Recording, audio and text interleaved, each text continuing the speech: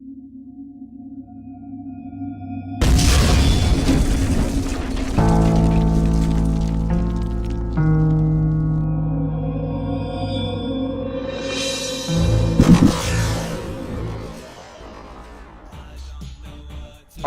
am the Narcopath, and I am being held here against my will. And to get out, I've been told I've got to give you another confession.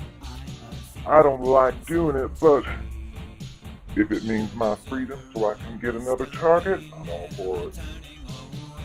So, stick with me. So the word on the street is that you've been telling people that I used you. And you want me, I suppose, now to tell you how exactly I used you? How did I use thee? Let me count the ways. Well, way number one I used you was, remember the first night you took me out and you said you had to stop by your place and apologize like it would be some kind of inconvenience? Ha! I was counting on it and hoping on it because that allowed me to start my assessment right off the bat. Well, number one was real estate. Empty real estate aside from you. You see, I'd been living with my whore roommate who had crackheads spending the night on our porch every night, and I couldn't get a beauty night's sleep. So when I saw that you had your own place and it was big enough for me and my things, that scored you points number one. A lot of points. Way number two was transportation. Notice how I casually asked you, "Ooh, do you rent this car? Or is this your roommate's car?" Before I knew you didn't have a roommate, that was kind of a trick to try to get you to tell me you didn't have a roommate. But when you told me that you owned it, point number two, I knew that there was hope for you as my next love interest. Now, just in case you're a little confused and wonder, how do these things equate to me using you?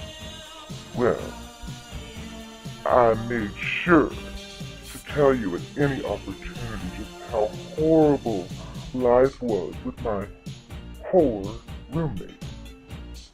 And I was hoping you'd get the hint and eventually ask me to stay with you. Well, when that didn't happen, I called you that night in a fit of tears about how I just didn't know what I was going to do. I can't stay here one more night with these awful roommates. And you took the bait and you asked me to stay with you. So how did I use you for 1 and 2? Bingo! And what ties into this is that you have a sweet nature which allowed number 1 and 2 to occur.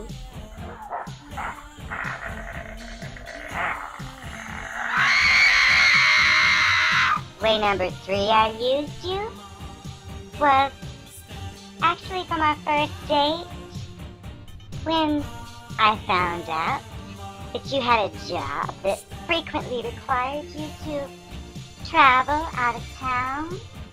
That was like music to my ears, if the rest of my plan were to go through, which it did.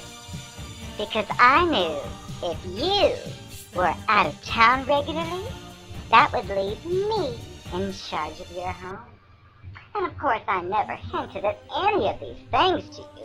I let you think that they were all your idea. Like when you mentioned how you didn't have to pay for a dog or cat sitter because I was there, and I made sure to have bacon hidden in my pocket so the dog would like me better than you, and it worked. I am so resourceful and crafty, you have no idea. But it gave me free access to your real estate, which in turn allowed me to have my wild hooker parties without your knowledge. And it worked too for the first several months.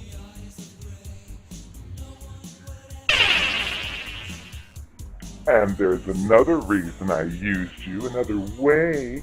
Well, you would have no idea of this, but the truth was, I was already seeing someone. I already had a steady boyfriend. We were just fighting when I met you, but of course I couldn't dare tell you this. That would blow my cover, because he didn't have much money. He didn't have a car that he owned. He didn't have a place without his nasty, trashy roommate, so I was banking on you. Plus, in case he ever saw me in public with you, another reason I got to use you was to show him just how happy I was without him. That would break his heart, and he deserved it. He was catching on to me anyway, so I'm good riddance to him, but you were fresh meat. You didn't have a clue, and you let me in, and I got pretty much all I wanted.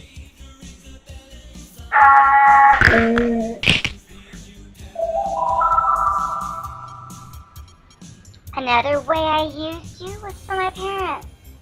You were clean cut, so when I dressed up nice to go to family's house, I was sure to bring you, because my parents are convinced I'm nothing but a trashy whore, and I was bound to prove them otherwise.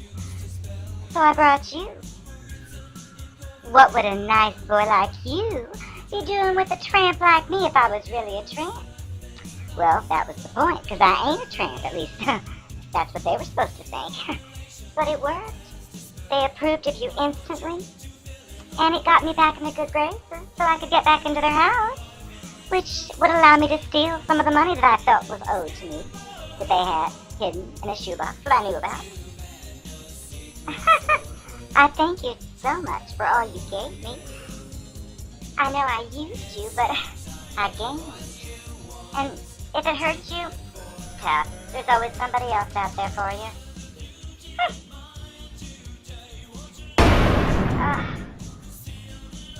And the last reason, at least for now, that I used you, well, honey, was financial. I needed a loan. And I'm surprised you haven't figured it out yet that I got one from you, evidently without your knowledge still.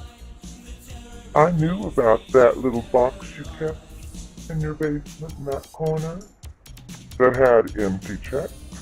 It had cash. It had coins that are worth a lot more than their dollar value. And I kind of helped myself because I needed the money. And clearly, if you haven't figured that out by now, then you deserve to lose it. Because clearly you didn't need it. I did. And I used it. And don't be trying to come after me for it because you have no proof I took it. And I'll never give it back because I'll never have it. But thanks again. You made my day.